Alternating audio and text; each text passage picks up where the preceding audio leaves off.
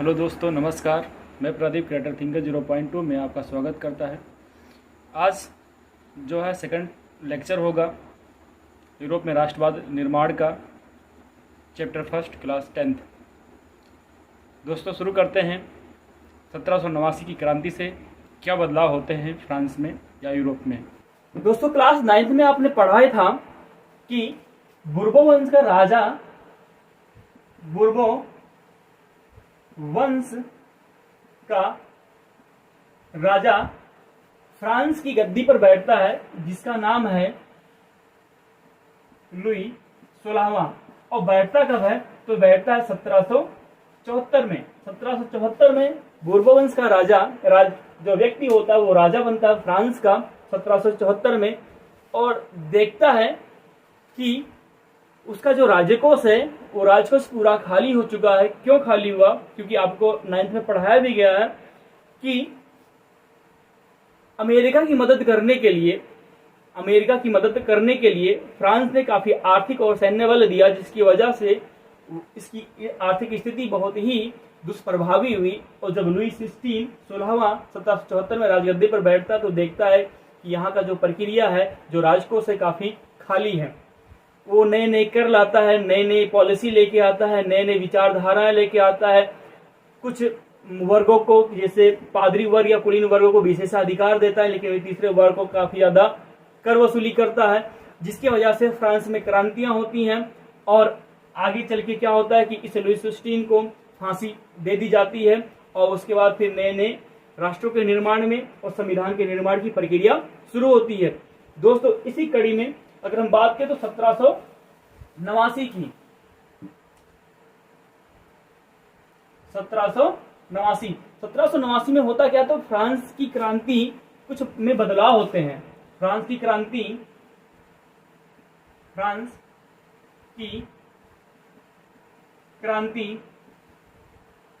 में बदलाव या फ्रांस की क्रांति के बदलाव। फ्रांस की क्रांति के बदलाव में जो पहला होगा वह होता है पितृभूमि।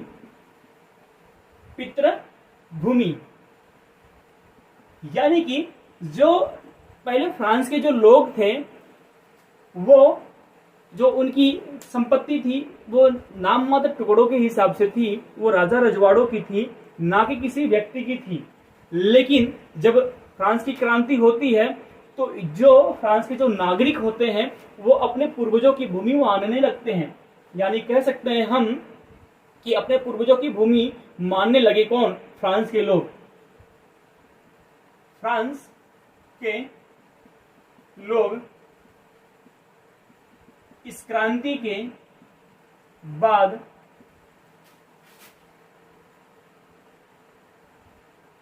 ये अपने पूर्वजों की संपत्ति या भूमि मानने लगे। दूसरा होता है जो यहां पर, वो होते हैं नागरिक। क्या होते हैं? नागरिक। यानी फ्रांस के लोग जो यानी पहले एक जनता के रूप में थे, जो मैंने आपको पहले बताया। जनता यानी किसी प्रकार के उनके विशेषाधिकार नहीं था, इसलिए वो रिप्रेजेंट होते थे जनता से, पब्लिक से।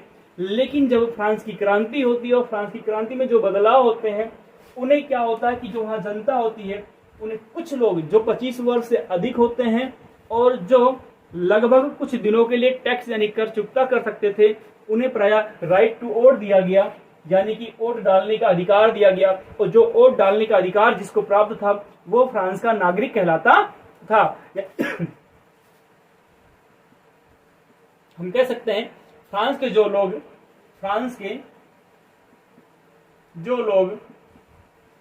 लोग अब वोट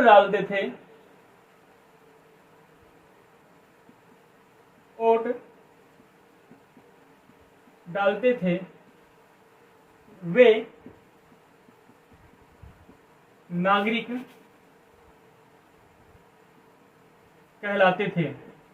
यानी कि जो 25 वर्ष से अधिक था और कर दे सकता था, उन्हीं व्यक्ति को नागरिक या नागरिकता फ्रांस की दी गई, सभी लोगों को प्राप्त नहीं था। अगर आपसे कहा जाए कि फ्रांस की क्रांति में जो बदलाव होते हैं, क्या उस बदलाव में फ्रांस के सभी नागरिकों को नागरिकता दी गई थी, तो नहीं।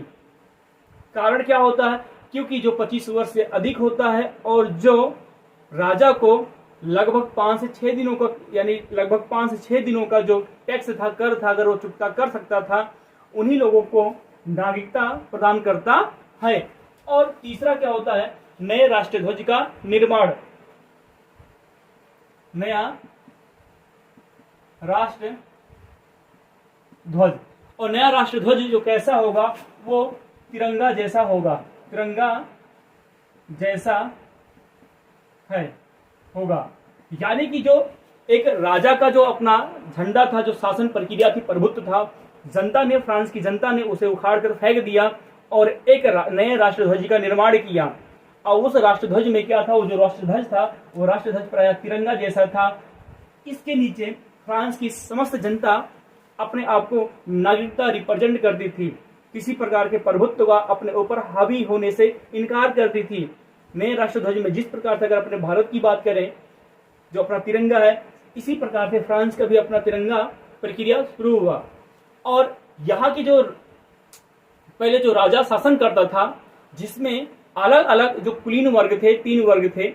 अगर बात करें ऊपर पादरी, कुलीन और मध्यम वर्ग, इसमें जो कुलीन वर्ग था, तीसरा वर्ग था, जो एक जगह 3 अलग अलग वर्गों के प्रतिनिधियों को बुलाते थे और एक जगह बैठक करते थे, उसे बोलते थे एस्टेट जनरल कहा जाता था। यानी अगर आपसे कहें कि दोस्तों इसी कड़ी में एस्टेट जनरल किसे कहते हैं, एस्टेट जनरल, एस्टेट जनरल। अगर आपसे कोई पूछे या पेपर में आता है आपके कि एस्टेट जनरल किसे कहते हैं, प्राय 50 शब्दों में लिखिए, तो एस्टेट जनरल यानी कि पहले राजा था, जो राजा शासन करता था, जिसमें अलग अलग कुलीन वर्ग यानी 3 वर्ग हुआ करते थे, जो एक जगह तीनों अलग अलग वर्गों के प्रतिनिधि को बुलाते थे और एक जगह बैठक करते थे, उसे एस्टेट जनरल कहते हैं। यानी कह सकते कि राजा जो था, राजा शासन करता था और इसने अपने समाज को 3 वर्गों में बांटा था। अपने समाज को 3 वर्गों में बांटा था। एक था पादरी वर्ग, दूसरा था कुलीन वर्ग, तीसरा था मध्यम वर्ग। ये तीनों के, पादरी वर्ग, कुलीन वर्ग और मध्यम वर्ग का जो मुखिया था, जो अध्यक्ष था, उसे क्या करते थे, बुलाते थे। और जिस जगह बुलाकर बैठक होती थी, सभा होता था, उस जगह को बोला जाता था एस्टेट जनरल। एस्टेट जनरल यानी कि पादरी, कुलीन और मध्यम वर्ग के प्रतिनिधियों को जिस जगह पर सभा करने के लिए बुलाई जाती थी, उस सभा को बोलते थे एस्टेट जनरल। क्या था एस्टेट जनरल? तो पहला क्या था, पितृभूमि, दूसरी नागरिकता, तीसरा नया राष्ट्रध्वज का निर्माण हुआ। और इसी की बात करें हम चौथे में,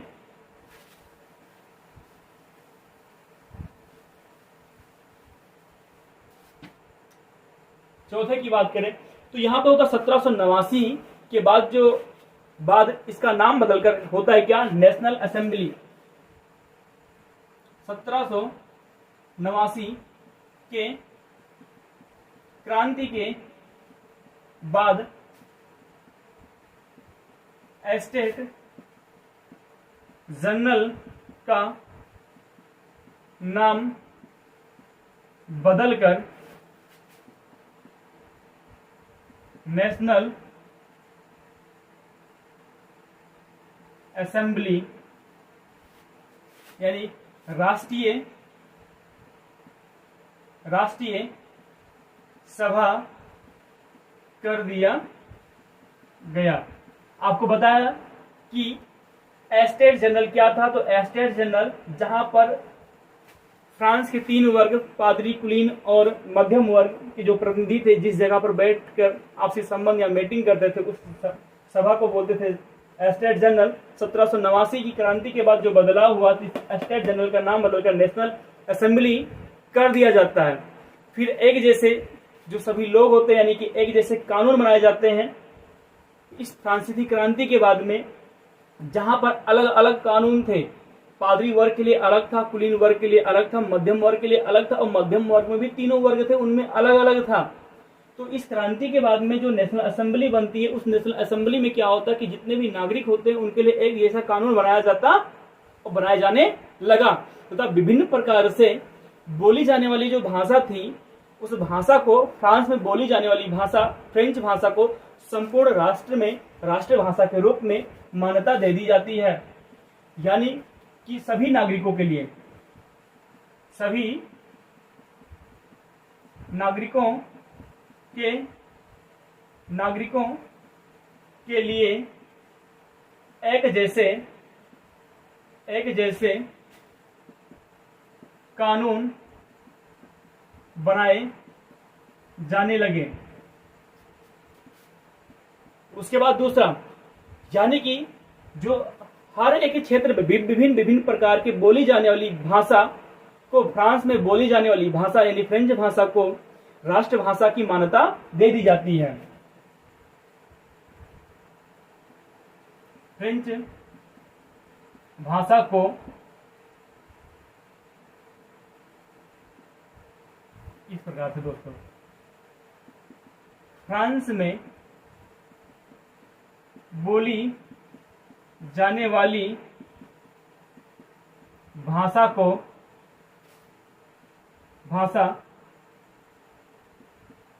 फ्रेंच भाषा को समस्त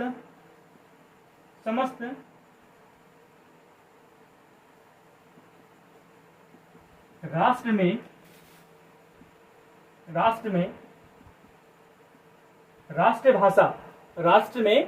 राष्ट्रभाषा की मान्यता दे दी जाती है। यानी जो विभिन्न क्षेत्रों में जो अनेक प्रकार की जो भाषा बोली जाती है फ्रांस में, और जो पार्टिकुलर किसी विशेष क्षेत्र यानी फ्रांस में जो फ्रेंच भाषा बोली जाती थी, उसी को राष्ट्रभाषा दे दी गई। एक क्वेश्चन आपसे, आप कमेंट मार्क्स में जरूर बताइएगा, क्या भारत में कोई राष्ट्रभाषा है? तो आप पाएंगे नहीं। क्यों नहीं? भारत के संविधान में अगर देखा जाए तो लगभग 22 भाषाओं का उल्लेख किया गया है, और भाषाएं भी हैं। हर एक क्षेत्र में मलयालम, कन्नड़, तमिल, तेलुगु, अवधी, भोजपुरी, संस्कृति, अंग्रेजी, उर्दू, फारसी, तेलुगु, तमिल, गुजराती, इसी प्रकार से ऐसे करते करते असमिया, यानी कि इतने भाषाओं का उल्लेख किया गया है। सभी में राज्य भाषाएं तो हैं आर्टिकल 343 में, पर हम यानी कि हमारे देश में कोई राष्ट्रभाषा घोषित नहीं हो पाई। लेकिन फ्रांस में जो अलग अलग क्षेत्रों में जो भाषाएं बोली जाती थी, उन अलग अलग क्षेत्रों में एक भाषा का मान्यता दी जाती है जिसे बोलते हैं राष्ट्रभाषा। और भाषा वो होती कौन सी है? तो फ्रेंच भाषा होती है। अब जैसे ही फ्रेंच भाषा लागू कर दी जाती है तथा जो जैकोबिनों की जगह जगह पर जो जैकोबिन क्लब की स्थापना किए जाने लगते हैं, और इस क्लब में मध्यम वर्ग को भी शामिल किया जाने लगता है। तो आपसे अगर कहा जाए कि जो जैकोबिन जो क्लब होता है, जैकोबिन जो क्लब है, इसको आप नोट करिएगा।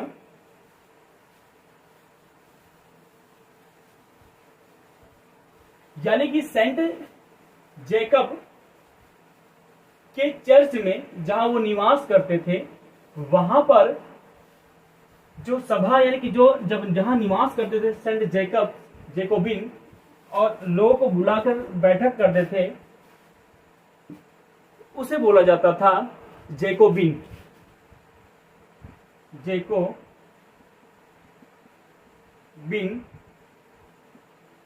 क्लब।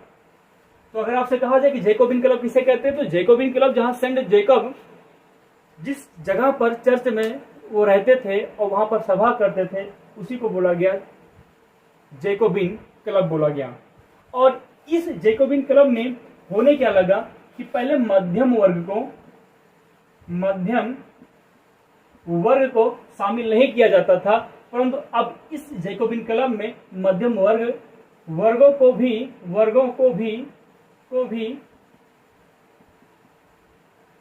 शामिल किया जाने लगा।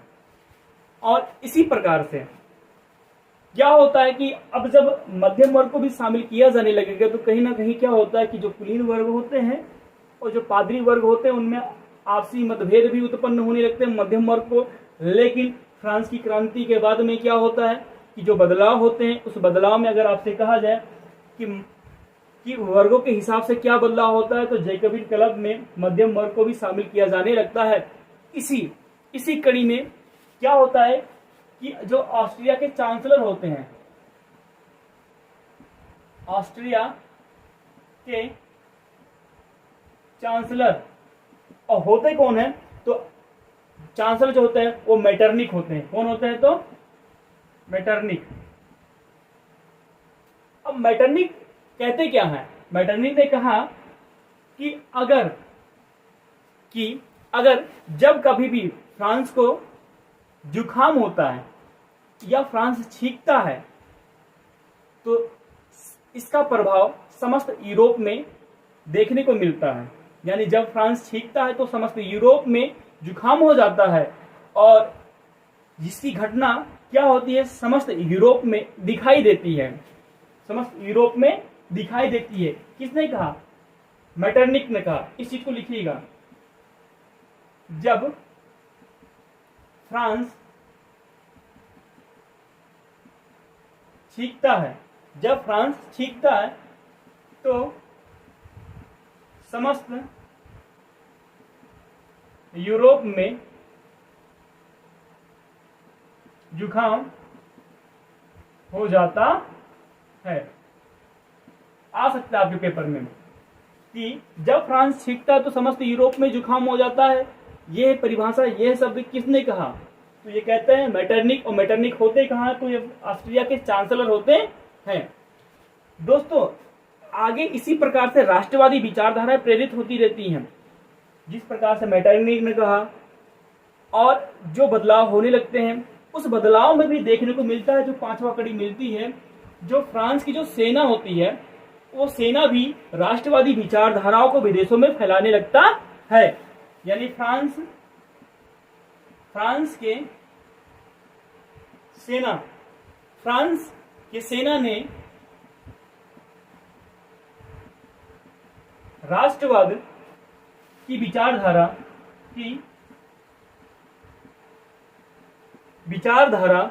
विदेशों में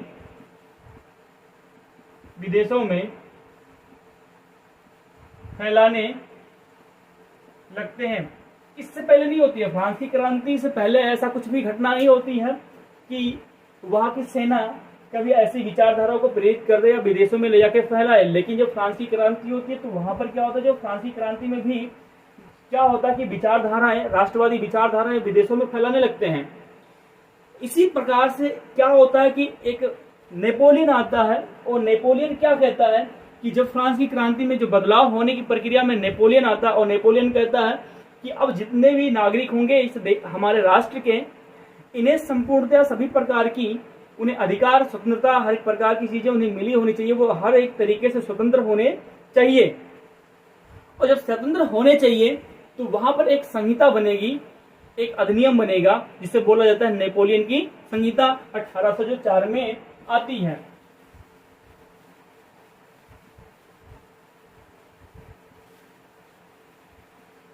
नेपोलियन की संहिता, नेपोलियन की संहिता 1804 में। इसमें क्या होता है, यानी इसे कहते हैं हम, इसका जो दूसरा नाम होता है इसका नाम होता है नागरिक संहिता भी के नाम से भी जानते हैं, कहा जाता है। यानी हम कह सकते हैं इसे नागरिक संहिता के नाम से भी जाना जाता है। और इस संहिता में होता क्या है, तो इस संहिता में पहली बार होती है जो जन्मजात विशेषाधिकार होते हैं, इस जन्मजात विशेषाधिकार को इस नेपोलियन ने क्या किया कि समाप्त किया जाना चाहिए। तो जन्मजाति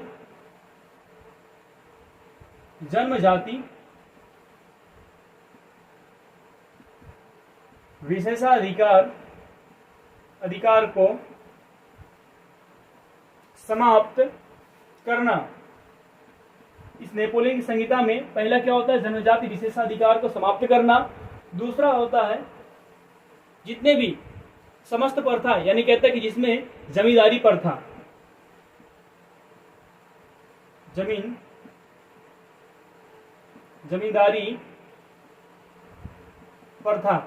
जमींदारी प्रथा को समाप्त करना। आप चलो बताओ, कमेंट बॉक्स में बताना, भारत में जमींदारी प्रथा या अस्थाई बंदोबस्त प्रणाली का जन्मदाता किसे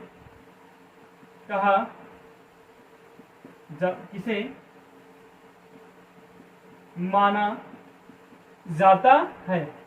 भारत में जमींदारी प्रथा या अस्थायी बंदोबस्त प्रणाली के जन्मदाता किसे माना जाता है, एक कमेंट बॉक्स में जरूर बताइएगा, क्योंकि आपको पता है ये प्रक्रिया 1793 के आसपास आती है।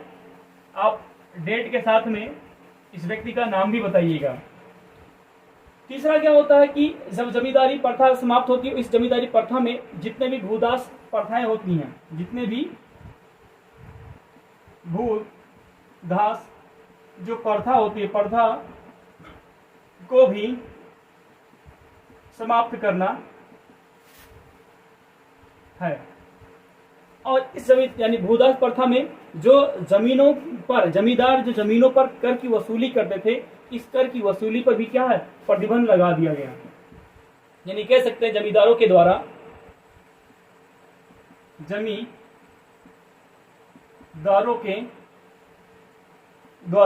जमींदारों के द्वारा कर की वसूली को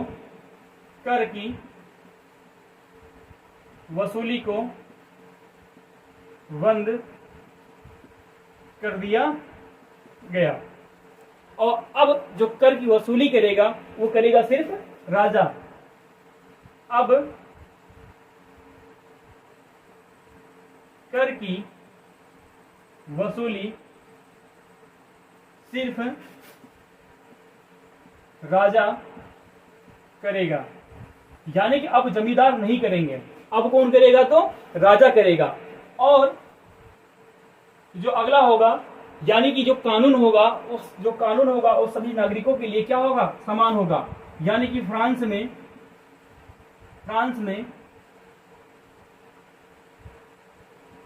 सभी नागरिकों के लिए समान कानून लागू किए जाएंगे। सभी नागरिकों के लिए समान कानून लागू किए जाएंगे। अगला, यातायात एवं संचार के साधनों को बढ़ावा दिया जाएगा। यातायात एवं संचार के साधनों को बढ़ावा दिया जाए। अगला, गिल्ड प्रथा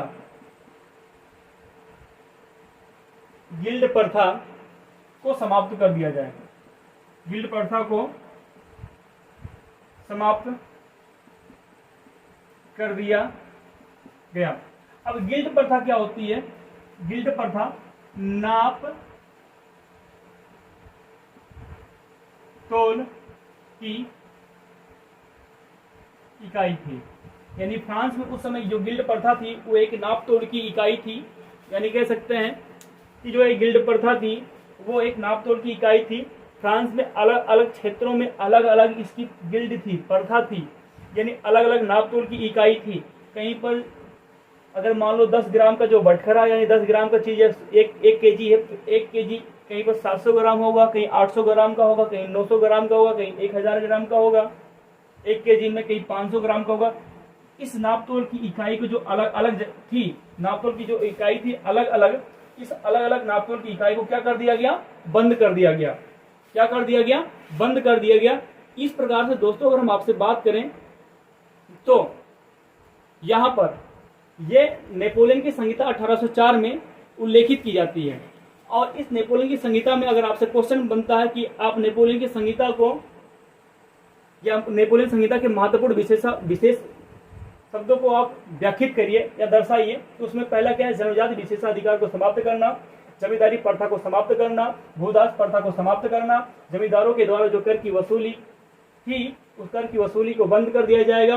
अब सिर्फ जो वसूलेगा दोस्तों वो करेगा कौन? राजा करेगा कर की वसूली। फ्रांस के सभी नागरिकों के लिए समान कानून लागू किए जाएंगे या किया जाएगा। यातायात एवं संचार साधनों को बढ़ावा दिया जाएगा और गिल्ड प्रथा को समाप्त कर दिया गया। और नापतोल की जो इकाई थी, इस जो गिल्ड प्रथा था, इसे क्या कर दिया गया? समाप्त कर दिया गया। अब क्या होगा कि यूरोप में राष्ट्रवाद का निर्माण होगा। जैसे जैसे ये प्रक्रिया हुई सभी लोगों को मिलेगा, सभी को आशा होगी कि अब हमारे जो अधिकार हैं हमको मिलेंगे। क्या होंगे? हमको मिलेंगे। तो अब इन अधिकारों की मांग के लिए क्या होगा कि अब सब लोग क्या होंगे? एक दूसरे से मिलेंगे और राष्ट्र के प्रति अपनी भावनाओं को जागृत करेंगे और राष्ट्र को बढ़ाने के बारे में सोचेंगे, जिसमें कहा गया राष्ट्रवाद का निर्माण। यानी कि यूरोप में राष्ट्रवाद का निर्माण।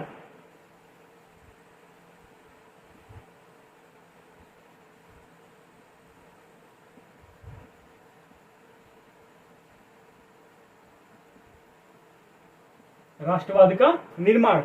और यूरोप में राष्ट्रवाद के निर्माण में क्या होता है कि अगर आपने देखा होगा अभी जो यूरोप है, यूरोप में छोटे छोटे, अब तो संख्या उनकी कम हो गई, वो राष्ट्र बन गए हैं, लेकिन पहले छोटे छोटे राज्य थे, इनकी संख्या काफी बहुत बड़ी थी। कोई भी राष्ट्र राज्य यानी जितने भी राज्य थे वो सारे के सारे राज्य थे, ना कि कोई राष्ट्र राज्य था, कोई राष्ट्र नहीं था। लेकिन यहाँ होता है हैब्सबर्ग साम्राज्य आता है। एक होता है क्या? आता है हैब्सबर्ग साम्राज्य, यानी अलग अलग क्षेत्रों को जोड़कर बना होता है। और 28वीं शताब्दी में यूरोप में एक भी राष्ट्र नहीं थे, वो सारे के सारे क्या थे? तो राज्य थे। तो हैब्सबर्ग साम्राज्य में छोटे छोटे क्षेत्रों को, छोटे छोटे राज्यों को मिलाकर एक बड़ा क्षेत्र बनाया गया। अलग अलग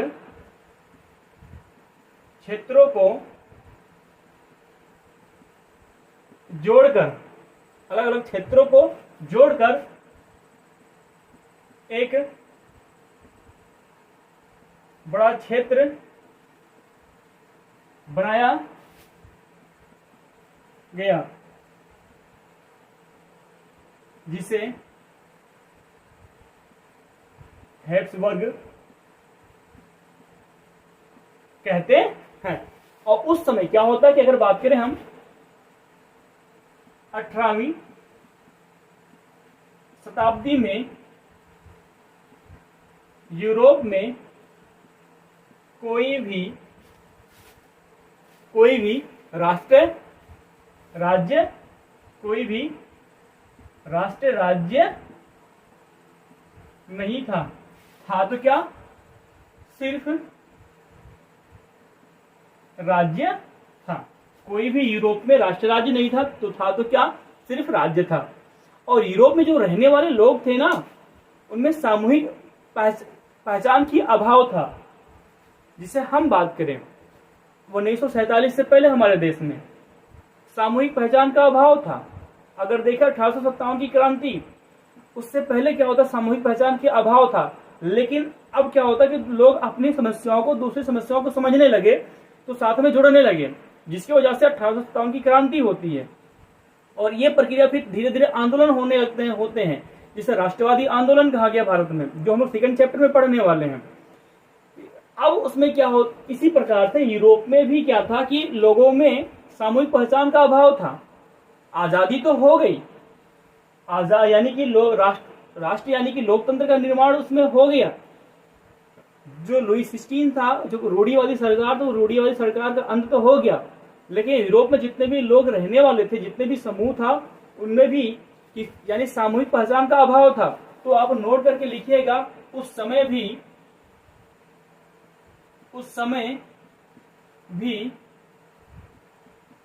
यूरोप में रहने वाले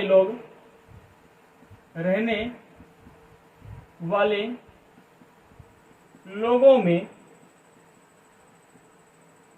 सामूहिक पहचान का अभाव था।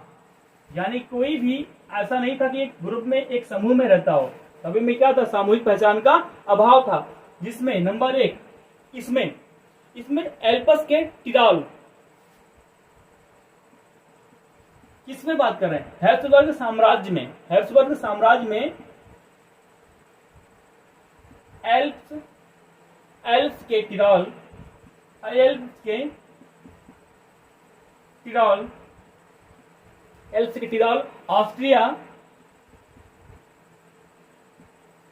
ऑस्ट्रिया और सुडेनलैंड और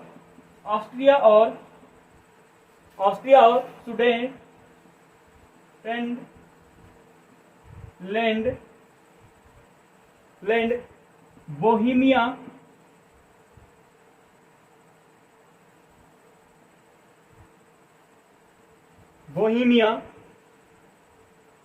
जो लोग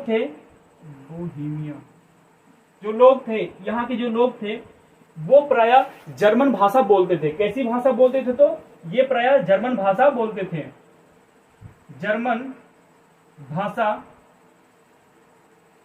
बोलते थे क्योंकि अलग अलग क्षेत्र में अलग अलग लोगों को ये अलग अलग प्रकार की भाषाएं बोलते। जैसे अगर हम तमिलनाडु या अगर दक्षिण भारत में जाए तो देखे तेलंगाना में तेलंगानी, कर्नाटक तेलुगु, तमिलनाडु मलयालम, केरल कुचिपुड़ी। इसी प्रकार से अगर अवधी भाषा की बात करें या भोजपुरी भाषा बिहार, पश्चिम बंगाल, गुजराती गुजरात में, तो अनेक प्रकार की भाषा उत्तर प्रदेश जैसे हमारे भारत में बोले जा रहे। इसी प्रकार से यूरोप में भी क्या थे, एल्पस के टिराल, ऑस्ट्रिया और सुडेनलैंड और बोहेमिया में कैसे भाषा बोले जाते थे? तो जर्मन भाषा का प्रयोग किया जाता था। हंगरी में आधे से अधिक लोग जो थे, हंगरी में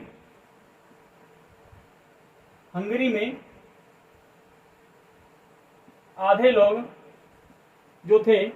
लोग मैंग्यार भाषा बोलते थे। मैंग्यार भाषा बोलते थे। उसी प्रकार से लंबार्डो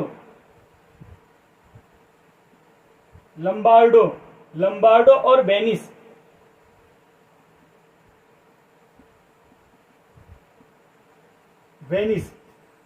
या वेनिसिया में जो भाषा बोली जाती थी वो थी इतालवी। इसमें इतालवी भाषा बोलते थे। चौथा, मालेशिया में कुलीन, जो पोलिश भाषा बोलते थे, जो कुलीन वर्ग थे मालेशिया में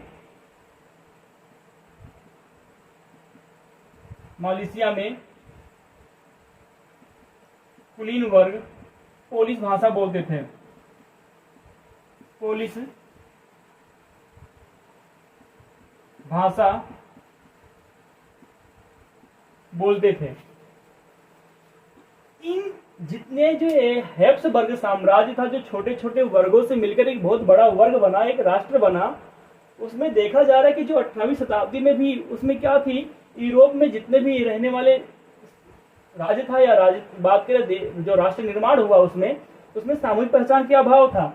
जैसे एल्पस में के टिराल और ऑस्ट्रिया और सुडेनलैंड और बोहेमिया में जर्मन भाषा बोलते थे, वही हंगरी के आधे लोग मैंग्यार भाषा बोलते थे, लंबार्डो और वेनिस में इसमें इतालवी भाषा बोलते थे, मालेशिया के कुलीन वर्ग पोलिश भाषा बोलते थे। हैब्सबर्ग साम्राज्य के उत्तर में बोहेमियन और स्लोवाक और कॉर्नवॉल में स्लोवेन्स रहने वाले थे। ध्यान से सुनिएगा, हैब्सबर्ग साम्राज्य के उत्तर में बोहेमियान और स्लोवाक, कॉर्नवॉला में स्लोवेन्स रहने वाले थे। दक्षिण में क्रोएट और पूर्व में ट्रांसलेविनिया में रहने वाले लोग राउंड लोग थे। दोबारा बोल रहे हैं, दक्षिण में क्रोएट और पूर्व में ट्रांसलेविनिया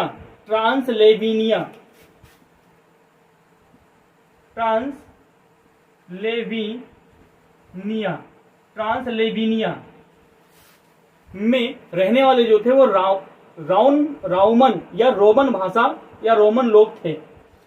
इसी प्रकार से अगर हम कहें कि हैब्सबर्ग साम्राज्य में कितने सामाजिक वर्ग थे, तो दोस्तों हैब्सबर्ग साम्राज्य में प्राय 3 सामाजिक वर्ग थे।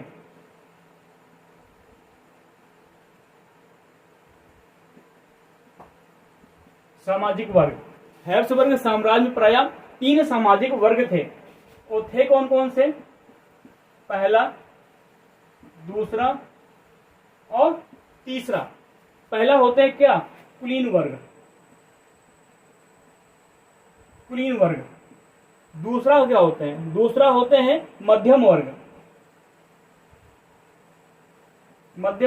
और तीसरा होते हैं कीर्ति वर्ग, जिसको बोलते हैं कीर्ति वर्ग। इससे पहले आपने पढ़ाई है कि जो लुई 16 था उसने अपने समाज को वो भी 3 वर्गों में बांटा। एक पादरी वर्ग था, एक कुलीन वर्ग था, एक मध्यम वर्ग था।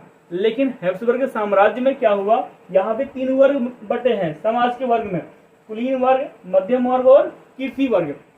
जो कुलीन वर्ग थे इसमें जन्म से कुछ विशेषाधिकार प्राप्त थे, जैसे संपत्ति के मालिक थे ये, यानी कि इन्हें कुछ विशेषाधिकार मिले थे, कुछ विशेषाधिकार प्राप्त थे, जिसमें ये जन्म से ही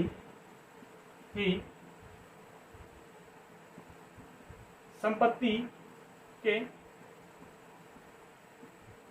मालिक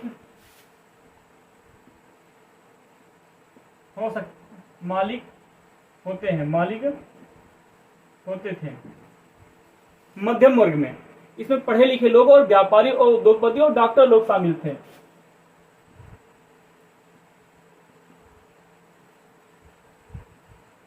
पढ़े लिखे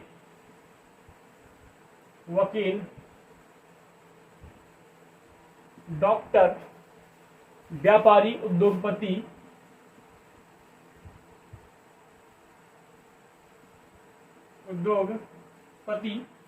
शामिल थे। क्यों? ये व्यापारी और उद्योगपति क्या होता है कि जब औद्योगिक क्रांति होती है इंग्लैंड में या यूरोप में, जब औद्योगिक क्रांति आती है तो इन औद्योगिक क्रांति में मध्यम वर्ग बहुत लाभ कमाते हैं। उसमें उन्होंने व्यापार करके अनेक वस्तुओं का निर्माण करके खूब धन कमाते हैं और इसीलिए इन्हें मध्यम वर्ग में रखा गया। कीर्ति वर्ग में मजदूर और छोटे किसान थे। मजदूर और छोटे किसान थे। यह होता है यूरोप में राष्ट्रवाद के निर्माण में हैब्सबर्ग का साम्राज्य। हैब्सबर्ग साम्राज्य छोटे छोटे क्षेत्रों में बटा हुआ था और उसमें कई प्रकार की भाषाएं बोली जाती थी, जिससे मैंने आपको बताया। इसी प्रकार से हैब्सबर्ग साम्राज्य में सामाजिक वर्ग था, वो 3 वर्गों में बटा हुआ था। एक था कुलीन वर्ग, मध्यम और कीर्ति वर्ग। कुलीन वर्ग में कुछ विशेषाधिकार जन्म से ही प्राप्त थे, जिसमें संपत्ति का मालिक होना और मध्यम वर्ग में पढ़े लिखे या वकील, डॉक्टर या उद्योगपति या व्यापारी थे वो शामिल थे, जो औद्योगिक क्रांति में बढ़ चढ़ के खूब व्यापार यानी लाभ कमाए थे। और तीसरे वर्ग कृषि वर्ग में मजदूर और छोटे किसान थे। इसी समय क्या होता है दोस्तों कि फ्रांस की जो कांग्रेस यानी यूरोप में जो महत्वपूर्ण जो कांग्रेस पार्टी होती है, जो 1815 में एक वियना सम्मेलन कराती है। क्या कराती है? वियना कांग्रेस, यानी 1815 में होता है वियना सम्मेलन। और वियना सम्मेलन में होता क्या है कि 1815 में वाटरलू का युद्ध होता है और इस युद्ध में नेपोलियन हार जाता है। क्यों हारता है? कारण क्या होता है?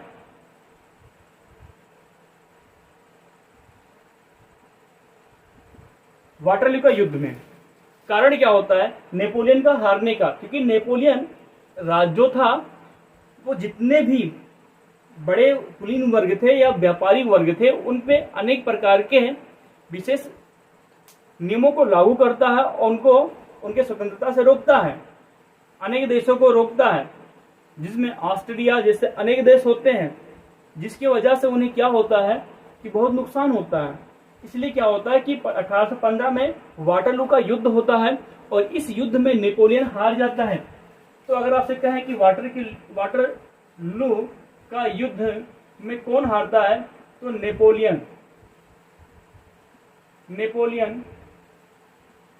की हार होती है। वाटरलू के युद्ध में नेपोलियन की हार होती है और जीते हुए राज्यों ने क्या कहता है, जब नेपोलियन की हार हो जाती है तो दोस्तों उसी समय यानी कि जो छोटे छोटे राज्य होते हैं, जो जीते हुए राज्य होते हैं, वो जो राज्य होते हैं उन्होंने कहा कि जो राजा की हार हुई है उन्हें फिर से खड़ा किया जाए।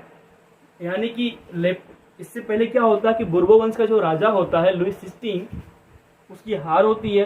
फिर नेपोलियन की संहिता आती है। नेपोलियन की संहिता में सभी प्रकार के नियमों, कानूनों, जमींदारी प्रथा, हर एक चीज को समाप्त करना होता है। सभी पर समान प्रकार के कानून लागू करने होते हैं। विशेषाधिकार सभी को दिए जाते हैं, किसी पार्टिकुलर व्यक्ति को नहीं। तो और कुछ नियम और कानून जो होते हैं कुलीन वर्ग या जो काफी अमीर वर्ग होते हैं या जो बड़े बड़े जो देश थे उस समय जो राज्य निकल के आ रहे थे, उन पे नए नए कानूनों को बनाकर थोप दिया गया कि जिससे ये किसी जनता पर हावी ना हो पाए, जिसकी वजह से उन लोगों ने मिलकर क्या किया, वाटरलू के युद्ध में नेपोलियन को पराजित कर देते हैं। और जो जीते हुए जो राज्य होते हैं वो कहते हैं कि हमें फिर से वही राजा चाहिए जो पहले राजा था। और क्या होता है कि इस सम्मेलन में हटाए गए राजवंशों को पुनः स्थापित किया गया। इस सम्मेलन में हटाए गए राजवंशों को पुनः स्थापित किया गया। इसी प्रकार मध्य वर्ग ने कहा कि जिस कुलीन वर्ग को विशेषाधिकार दिया गया था उस विशेषाधिकार को हटा दिया जाना चाहिए। मध्यम वर्ग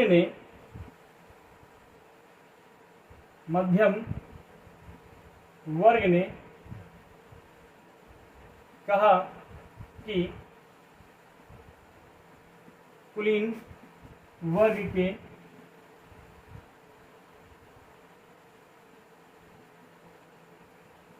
विशेषाधिकार को समाप्त कर दिया जाना चाहिए। अभी आपको बताया था कुलीन वर्ग के विशेषाधिकार में क्या था कि कोई भी व्यक्ति जो कुलीन वर्ग में है वो जन्म से ही संपत्ति का मालिक बन सकता था। तो मध्यम वर्ग ने कहा कि वो संपत्ति के मालिक को यानी विशेषाधिकार को समाप्त कर दिया जाए। तो वाटरलू के युद्ध में कौन पराजित होता है? नेपोलियन होता है। उसमें इस सम्मेलन में मांग क्या होती है कि जो राजा हटता है उस राजवंशों को पुनः स्थापित किया जाए। और मध्यम वर्ग ने कहा कि कुलीन वर्गों के जो विशेषाधिकार थे उन विशेषाधिकारों को समाप्त कर दिया जाना चाहिए। इसी प्रकार से इसी प्रक्रिया में कुछ रूढ़िवादी का निर्माण होता है, एक नए रूढ़िवादी का निर्माण होता है। तो 1815 के बाद एक नया रूढ़िवादी का निर्माण होता है। क्या होता है? एक नया रूढ़िवादी का निर्माण होता है, जिसमें तीन चीजें, रूढ़िवादी, रूढ़िवादी, फिर उदारवादी, अगला होगा रेडिकल। रेडिकल यानी कि रूढ़िवादी, उदारवादी और रेडिकल। उस बात करें हम कहाँ की बात करें? हैब्सबर्ग साम्राज्य की। वहां पर क्या था, यानी कि जब नेपोलियन की हार होती है, नेपोलियन के हार के बाद में जो नया रूढ़िवादी बनता है वो क्या करता है कि वो कहता है कि परंपरागत जो विचारधारा है उन्हें मानने चाहिए। तो परंपरागत विचारधाराओं को मानने वाले लोग जो थे वो रूढ़िवादी कहलाते थे। परंपरागत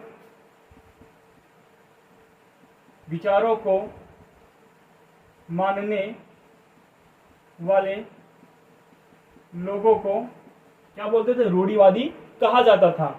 उदारवादी, स्वतंत्रता विचारधाराओं यानी स्वतंत्रता की विचारधाराओं को मानने वाले।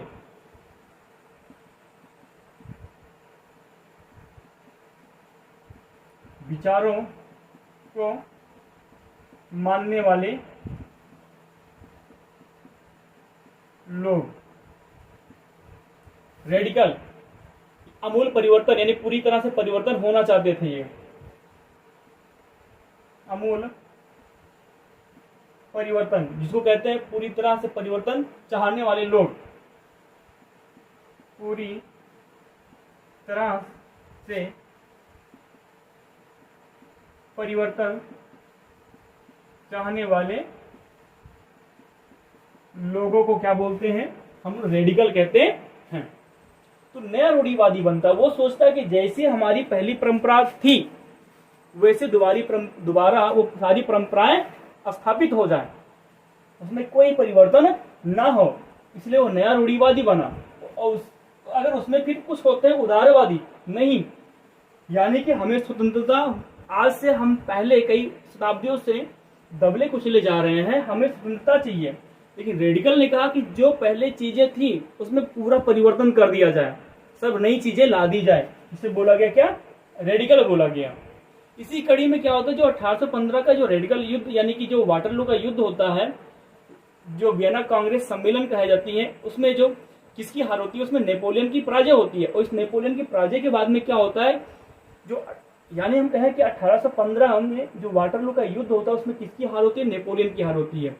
और नेपोलियन की हार में कौन कौन देश शामिल होते हैं या राज्य जो होते हैं? ब्रिटेन, रूस, प्रसा और ऑस्ट्रिया। ये लोग मिलकर क्या करते हैं कि नेपोलियन को पराजित करते हैं। कारण क्या होता है नेपोलियन को पराजित करने का? और इस नेपोलियन को पराजित करने के कारण मैंने आपको बताया कि नेपोलियन ने इन देशों पर नए नए कानून थोपे थे, जिससे ये बहुत परेशान थे। इसलिए ये एक होकर इसके ऊपर आक्रमण करके इसको हरा देते हैं नेपोलियन को। इसमें क्या होता है? समझौता होता है। और ये समझौता की अध्यक्षता कौन करता है कि ब्रिटेन, रूस, प्रसा और ऑस्ट्रिया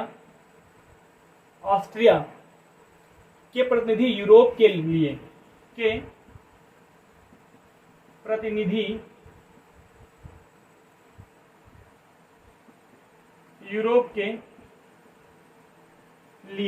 यूरोप के लिए एक समझौता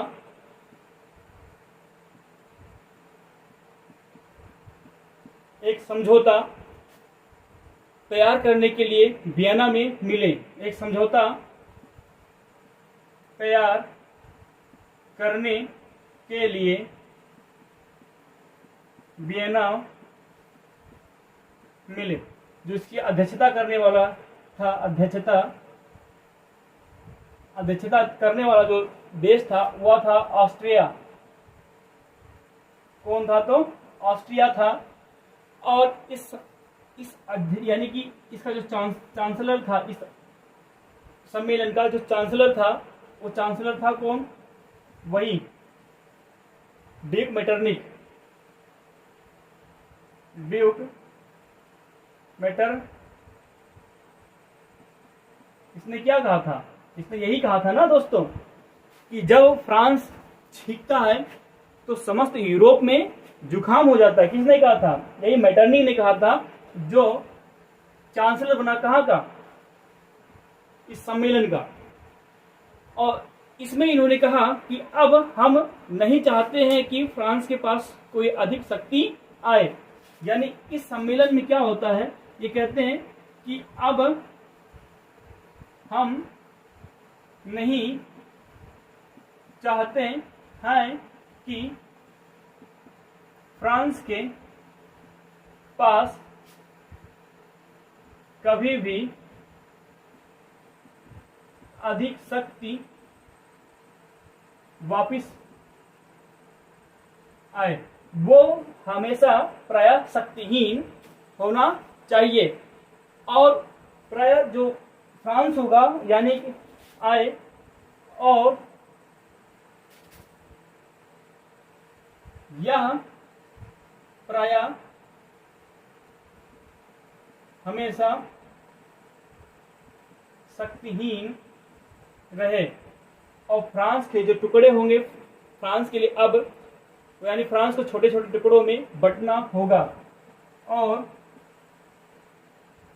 अब फ्रांस को छोटे छोटे टुकड़ों में बंटना होगा। यानी फ्रांस को छोटे छोटे टुकड़ों में बंटना होगा। कब की बात कर रहे हैं? तो वाटरलू का जो युद्ध होता है, उस वाटरलू के युद्ध में वियना कांग्रेस जो सम्मेलन होती है उसमें ये होती है। वो कहता है कि फ्रांस में कोई जो इसकी जो शक्ति है वापस बिल्कुल ही ना आए और फ्रांस को अब छोटे छोटे टुकड़ों में क्या होगा? बंटना होगा, जिससे फ्रांस कभी भी इसके पास शक्ति ना हो। तो क्या होगा? फ्रांस की सीमा में नए राज्यों की स्थापना होगी। जो नया हेडिंग होगा, फ्रांस की सीमा में नए राज्य, फ्रांस की सीमा में नए राज्यों की स्थापना। फ्रांस की सीमा में नए राज्यों की स्थापना क्या होता है? फ्रांस की सीमा में उत्तर, दक्षिण, पश्चिम तीन चीजें हैं। उत्तर में दक्षिण में, पश्चिम में, इस प्रकार से। और अगला होता है क्या? पूर्व में। इन उत्तर में कौन होगा? तो उत्तर में नीदरलैंड और बेल्जियम। नीदरलैंड और बेल्जियम बनेगा। दक्षिण में पिडमांट में जेनेवा जोड़ दिया गया। पिडमांट में जेनेवा जोड़ दिया गया। और पश्चिम में परसा को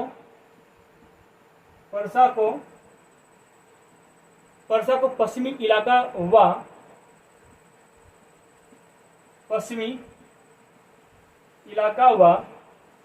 व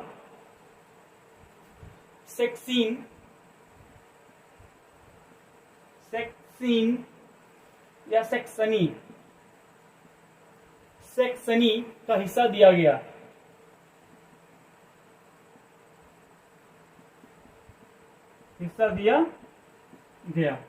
और पूर्व में रूस को पोलैंड दिया गया। रूस को पोलैंड दिया गया। यानी फ्रांस में जो नए नए राज्य की स्थापना हुई, उस नए नए राज्य में क्या होता है कि नीदरलैंड को बेल्जियम, दक्षिण में पिडमांट में जेनेवा जोड़ दिया गया और पश्चिम में परसा को पश्चिमी इलाका हुआ सेक्सनी का हिस्सा दे दिया गया। पूर्व में पोलैंड यानी रूस को पोलैंड दे दी जाती है।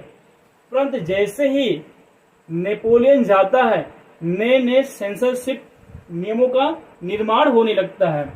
अब क्या होगा दोस्तों कि ये क्षेत्र देने के बाद में जैसे ये क्षेत्र जाते हैं ऐसे ही क्या होता है कि सेंसरशिप बनती है, सेंसरशिप बनाए जाते हैं, सेंसरशिप नियम बनाए गए। जैसे ही इन राष्ट्रों का निर्माण अलग अलग क्षेत्रों में बांटा गया वैसे ही सेंसरशिप का निर्माण कर दिया गया और कहा गया राजा का कोई भी विशेष विरोध यानी राजा का कोई विरोध नहीं कर सकता। लिखिएगा सेंसरशिप नियम में क्या था कि राजा का कोई विरोध नहीं कर सकता था, जिसमें सेंसर अधिकारी की नियुक्ति किया गया जिनका काम राजा के विरोध यानी विरुद्ध किसी प्रकार का समाचार पत्र व संगठन सभा आदि ना कर सके। यानी राजा के प्रति किसी भी प्रकार का विरोध समाचार पत्र, साहित्य, संगठन या सभा कोई बना न पाए या विरोध कर न पाए, इसलिए सेंसरशिप में कुछ सेंसिटिव अधिकारी का नियुक्ति की गई जो प्राय राजा के हित में कार्य करेंगे, जिसे कहा गया सेंसरशिप नियम, जिसे कहा गया सेंसरशिप नियम। और क्या होता है कि जिससे धीरे धीरे लोगों में फ्रांसीसी क्रांति का रूप जन्म होने लगता है, जिसकी वजह से जैसे ही राजा क्या होता है नया नियम बनाता है और राजा के प्रति कोई विरोध नहीं कर सकता, कोई सभा नहीं बना सकता, कोई संगठन नहीं बना सकता, राजा चाहे अच्छा करे या बुरा। इसी की वजह से क्या होता है कि धीरे धीरे क्या होता है कि वहां पर क्रांति का रूप जन्म लेने लगता है। धीरे धीरे क्रांतिकारी रूप जन्म लेने लगता है। और उसमें होता क्या है कि यूरोप में जो क्रांतिकारियों को जो प्रशिक्षण देने के लिए गुप्त संगठन बनाए जाने लगे, यानी कि यूरोप में क्या होने लगा, क्रांतिकारियों का गुप्त प्रशिक्षण केंद्र बनाए जाने लगे और जिसमें रूढ़िगत विचारधारा को नष्ट कर सकें। यानी कि जैसे राजा है वैसे राजा नहीं रहेगा, जो नियमों और प्रावधान थे उसमें परिवर्तन करने की बात है, जिसको रेडिकल बोलते हैं हम। रेडिकल के नए नए युवा रूढ़िवादी के खिलाफ, रेडिकल और उदारवादी के नए नए युवा रूढ़िवादी के खिलाफ एक राष्ट्रवादी चेतना या राष्ट्र विचारधारा को जागृत करने के लिए क्या करते हैं, नए नए गुप्त संगठन का निर्माण करते हैं। उस नए गुप्त संगठन में एक व्यक्ति आता है जिसका नाम है क्या, जिसका नाम है जेस्पी मैत्सिनी। गिउसेप्पी मैत्सिनी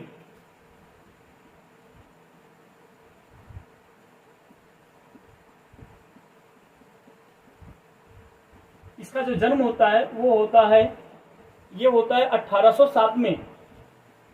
अगर आपसे कहें कि जेस्पी मैत्सिनी का जन्म कब हुआ तो ये होता है 1807 में। और होता कहाँ है तो जिनेवा में। कहाँ होता है तो जिनेवा में। जिनेवा में जेस्पी मैत्सिनी का जन्म होता है और इसने क्या किया कि एक गुप्त संगठन का सदस्य बनता है। उस गुप्त संगठन का नाम होता है क्या, कार्बोनरी। कार्बोनरी गुप्त संगठन का सदस्य बनता है। अगर आपसे कहें कि रूढ़िवादी के खिलाफ में जो जेस्पी मैत्सिनी था ये किस गुप्त संगठन का सदस्य था, तो गुप्त संगठन का नाम था कार्बोनारी या कार्बोनारी गुप्त संगठन था, उसका ये सदस्य था। और इस गुप्त संगठन ने क्या किया कि 2 और संगठनों का निर्माण किया। गुप्त संगठन बनाया, यानी इसने क्या किया, 2 गुप्त संगठन बनाता है। पहला और दूसरा, एक होता मसाई में यंग इटली, मसी में यंग इटली और दूसरा होता है बर्न में यंग यूरोप, बर्न में यंग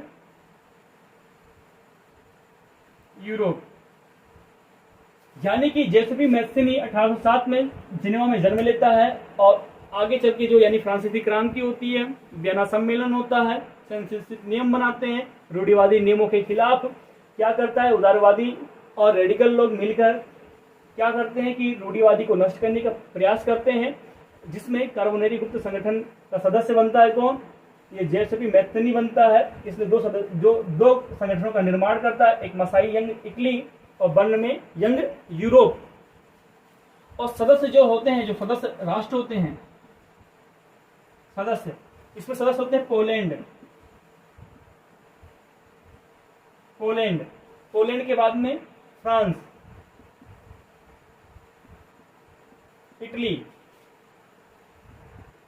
और जर्मनी, जिसको बोलते हैं जर्मन।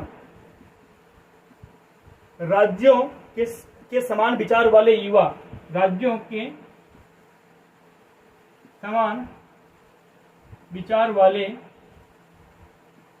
युवा, समान विचार वाले युवा मिलकर क्या करते हैं, इस संगठन का निर्माण करते हैं, इस संगठन का निर्माण करते हैं।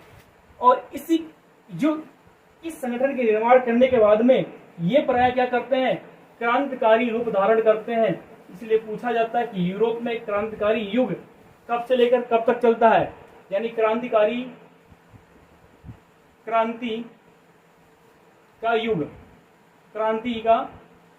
युग, एक क्रांति का युग होता है 1830 से लेकर दोस्तों 1848 तक क्रांति का युग होता है। और यूरोप में क्रांति का युग जो होता है वो 1830 से लेकर 1848 तक होता है। और इन क्रांतियों के नेतृत्व उदारवादी और राष्ट्रवादी करते हैं। अगर कहें कि इस क्रांति का नेतृत्व, क्रांतियों का नेतृत्व उदारवादी अर्थात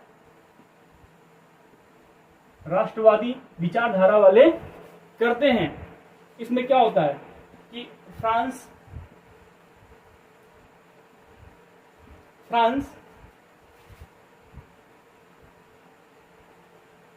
दूसरा बेल्जियम की राजधानी ब्रुसेल्स, तीसरा यूनान, चौथा पोलैंड। हम कह सकते हैं फ्रांस की क्रांति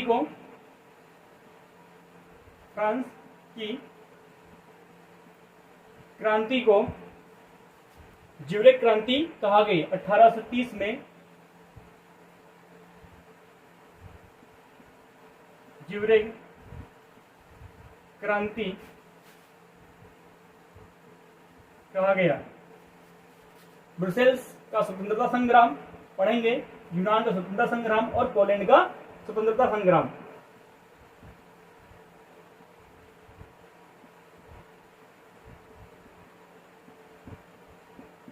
स्वतंत्रता संग्राम यानी कि जिसकी वजह से क्या होता है, ये दो मसाई और बर्न नामक संगठन का निर्माण करते हैं और ये प्राय क्रांतिकारी प्रक्रिया छेड़ते हैं। कहाँ छेड़ते हैं, फ्रांस, ब्रुसेल्स, यूनान और पोलैंड में। तो फ्रांस में जो प्रथम विद्रोह होता है दोस्तों,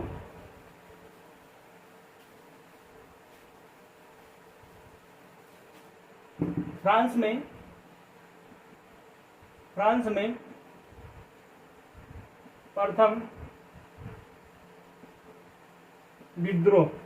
प्रथम विद्रोह जुलाई, कौन सी जुलाई बताने का कष्ट करेंगे, 1830। ये सारे के सारे चीज आप कमेंट बॉक्स में जरूर टाइप करिएगा, तभी याद होगा आपको। फ्रांस में प्रथम विद्रोह क्या होता है, 1830 में होता है। बोर्बो राजवंश को क्रांतिकारियों ने उखाड़ कर फेंक दिया था। और एक चीज बता दें कि फ्रांस की क्रांति जो जुलाई में होती है, इसे जुलाई क्रांति भी कहा जाता है। इसे जुलाई क्रांति के नाम से भी जानते हैं। इस क्रांति में क्या हुआ था, बुर्बो राजवंश का लुई 16 था, तो उसे क्या हुआ, उखाड़ के फेंक दिया गया था और नए संवैधानिक राजतंत्र की स्थापना किया गया, जिसका अध्यक्ष लुई फिलिप हुआ था। लिखिएगा, बुर्बो राजवंश को क्रांतिकारियों ने उखाड़ कर फेंका और नए संवैधानिक राजतंत्र की स्थापना किया गया, जिसका अध्यक्ष लुई फिलिप था।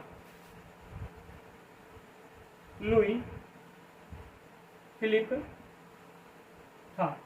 तो अगर आपसे कहें कि लुई फिलिप किसका अध्यक्ष होता है, तो फ्रांस के प्रथम जो विद्रोह होता है, जिसे जुलाई क्रांति कहा गया 1830 में, उसका अध्यक्ष लुई फिलिप होता है, जो बुर्बो राजवंश को उखाड़कर फेंक देता है।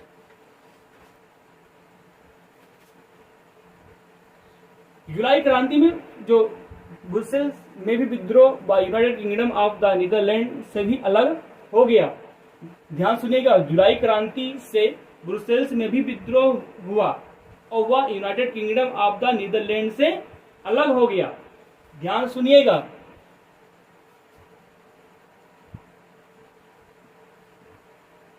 जुलाई क्रांति से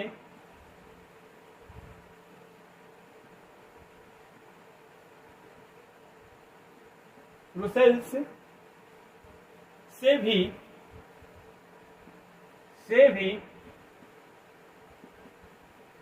विद्रोह व United Kingdom of the Netherlands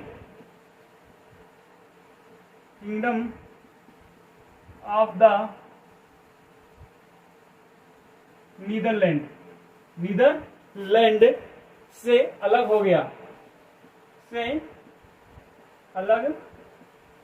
गया, कौन हुआ, ब्रुसेल्स। यूनान का स्वतंत्रता संग्राम, दूसरा क्या है, यूनान का स्वतंत्रता संग्राम। यूनान का स्वतंत्रता संग्राम, पहला होता है फ्रांस का प्रथम विद्रोह, दूसरा होता है यूनान का स्वतंत्रता संग्राम। अब ये होता कब है, यानी होता है 15वीं सदी में। 15वीं सदी में यूनान पर ऑटोमन साम्राज्य का हिस्सा था, यानी कि 15वीं सदी में यूनान पर क्या था, यूनान पर ऑटोमन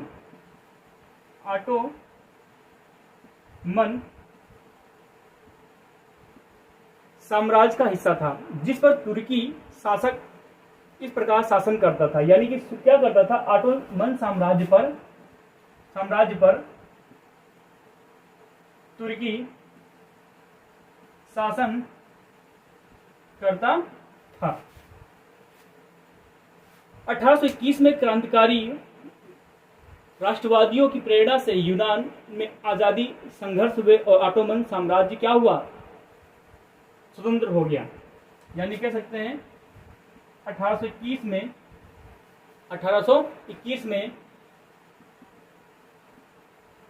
क्रांतिकारी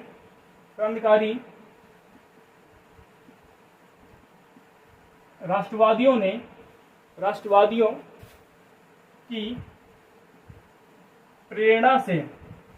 की प्रेरणा से यूनान में आजादी के संघर्ष हुए।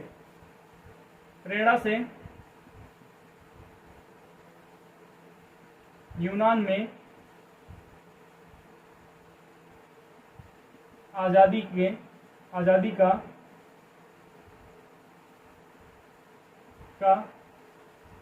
संघर्ष हुआ और ऑटोमन साम्राज्य स्वतंत्र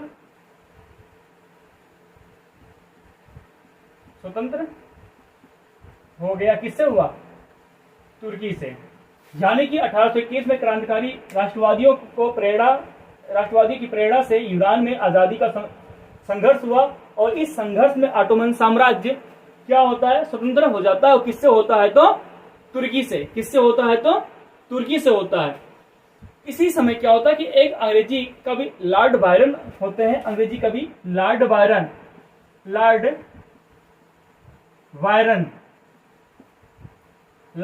अंग्रेजी कवि लॉर्ड बायरन ने युद्ध में लॉर्ड बायरन ने हिस्सा लिया, जिसमें इसने धन इकट्ठा किया और जिससे यूनान को स्वतंत्रता हो सके, और यूनान में 1832 में स्वतंत्रता मिली। अगर आपसे कहे 1821 से लेकर स्वतंत्रता संग्राम चलता है और यूनान कब स्वतंत्र होता है तो 1821। इसमें लॉर्ड बायरन का क्या सहयोग होता है? तो लॉर्ड बायरन अनेक जगहों से धन इकट्ठा करता है, इकट्ठा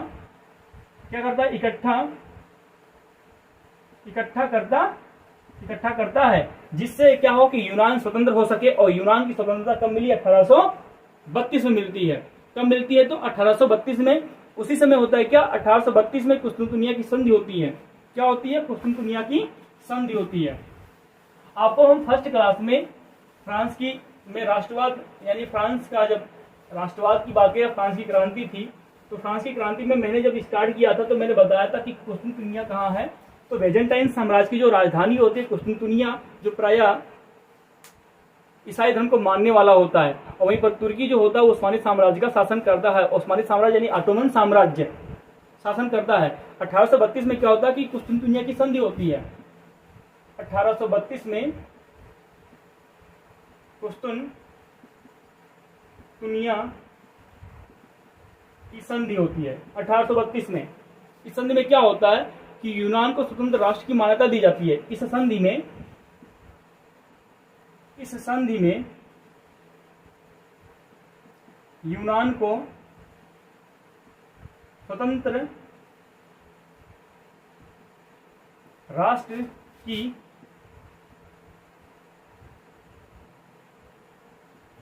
मान्यता दिया जाता है। कुस्तुनतुनिया की संधि में दोस्तों, कुस्तुनतुनिया की संधि में यूनान को स्वतंत्रता या स्वतंत्र राष्ट्र की मान्यता दी जाती है। अगर आपसे कहें कि 1832 में किस संधि में 1832 के किस संधि में स्वतंत्र राष्ट्र की मान्यता यूनान को दी जाती है, तो होती है वह कुस्तुनतुनिया की संधि होती है। और इसी समय क्या होता है कि रोमानी कल्पना और राष्ट्रवादी भावना जागृत होते हैं। रोमानी कल्पना और राष्ट्रवादी भावना क्या होते हैं? उत्पन्न होते हैं। राष्ट्रवादी भावना क्या होते हैं? उत्पन्न होते हैं। कैसे? रोमानी कलाकारों और कवियों ने क्या किया? तर्क वितर्क किया।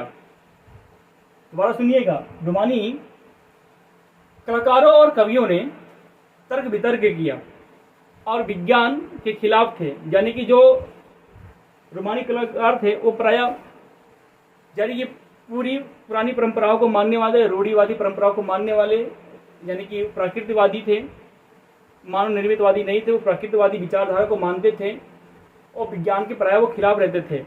ये रहस्यवादी और अंतर्दृष्टि भावनाओं पर जोर देते थे। रहस्यवादी की जो जिस प्रकार से अगर बारिश हो रही है तो वो कोई और करा रहा है, गर्जन हो रहा है तो कोई और करा रहा है, धूप निकल रही है तो वो कुछ और है, पृथ्वी जो है वो सूर्य का केंद्र नहीं है, सूर्य पृथ्वी का केंद्र है, ऐसा कुछ भावनाएं मानते थे। जिससे चलते अनेक प्रकार के क्या हुए? संशोधन या हुए भी और रिसर्च भी हुए, अनुसंधान भी हुए। तो यानी रोमानी कल्पना का यानी रोमानी जो कल्पना राष्ट्रवादी भावना थी वो प्रायः क्या थे? रूढ़िवादी परंपराओं को मानते थे, विज्ञान के खिलाफ थे और अंतर्दृष्टि और भावनाओं पर ज्यादा जोर देते थे। उसी में क्या था? एक गॉडफ्रीड था,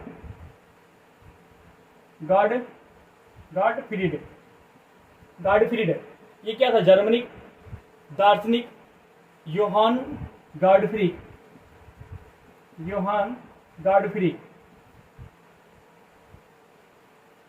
जर्मनी दार्शनिक योहान गॉडफ्री। इसने दावा किया कि सच्ची जर्मन संस्कृति उसके आम लोगों में निहित थी। इसने दावा किया कि सच्ची जर्मनी जो संस्कृति थी उसमें आम लोगों में निहित है और राष्ट्र की जो सच्ची आत्मा है वो लोक गीतों में है, जन काव्यों में है और लोक नृत्य में है। यानी दोबारा सुनिएगा, इस चीज को लिखिएगा। इसने दावा किया कि सच्ची जर्मनी संस्कृति उसमें आम लोगों में निहित थी। राष्ट्र की सच्ची आत्मा लोकगीतों में, जनकाव्यों में, लोक नृत्यों से प्रकट होती थी। किसका मानना था? यानी योहान गाडफ्रीड का मानना था। उसी समय क्या होता, अगला आपको जो बताया था मैं, यानी कि बात करें किसकी, तो होगा पोलैंड का स्वतंत्रता संग्राम। पोलैंड का स्वतंत्रता संग्राम। चौथा,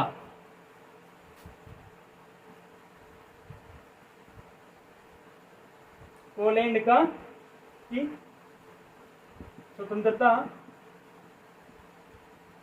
संग्राम। पोलैंड की स्वतंत्रता संग्राम। दोस्तों, 18वीं सदी के अंत में, 18वीं सदी के अंत में रूस, पर्सा, ऑस्ट्रिया ने पोलैंड का विभाजन कर दिया। सोचिएगा, 18वीं सदी के अंत में रूस, पर्सा और ऑस्ट्रिया ने पोलैंड का क्या कर दिया? पोलैंड का विभाजन कर दिया। यानी कि 18वीं सदी में के अंत में रूस, पर्सा और ऑस्ट्रिया ने क्या किया? पोलैंड का विभाजन कर दिया। पोलैंड अब स्वतंत्र नहीं था, फिर भी संगीत और भाषा के जरिए राष्ट्रीय भावना जीवित रखा। फिर भी संगीत, भाषा के जरिए राष्ट्रीय भावना पोलैंड ने क्या रखा? जीवित रखा।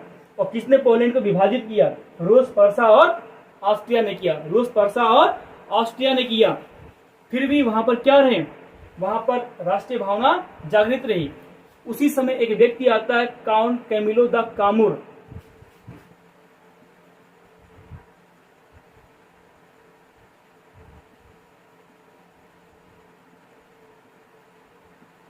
Count Camillo di Cavour.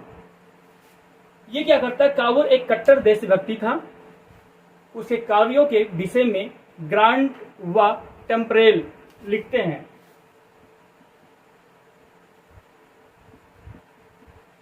Grant व टेम्परेल लिखते हैं। क्या लिखते हैं? लिखते हैं कि उसके प्राथमिक कार्यों में से एक कार्य मशीनरियों का विनाश करना था। उसके प्राथमिक कार्यों में, काउंट कैमिलो द काबूर के प्राथमिक कार्यों में मशीनरियों का विनाश करना था। किसका? मशीनरियों का या मशीनरियों का? मशीनरियों का विनाश करना था। जिस अर्थ में उस समय उदार शब्द का प्रयोग होता था, उदार शब्द का प्रयोग होता था, उसी अर्थ में वह उदारवादी था। उसी अर्थ में वह उदारवादी था, स्वाभाविक था। यानी उसी अर्थ में वो क्या था? उदारवादी था, और उसकी उदारवादिता स्वाभाविक थी। परंतु वह इटली के एकीकरण के प्रति प्रतिबद्ध था। अन्य लोगों से उसकी नीति का अंतर इस दिशा में था कि वह वास्तविकता में विश्वास करता था और शासन में आने वाली व्यवहारिक कठिनाइयों का उसे वास्तविकता का ज्ञान था। कावूर ने क्रीमिया के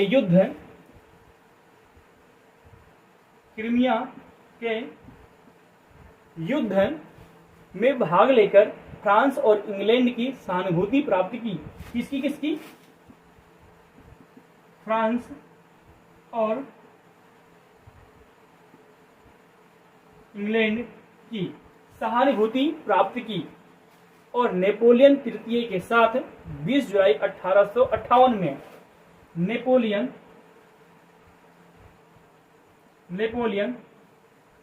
तृतीय के साथ 20 जुलाई 1858 को प्लेम्बियर्स का समझौता कर लिया। किसका समझौता करता है? तो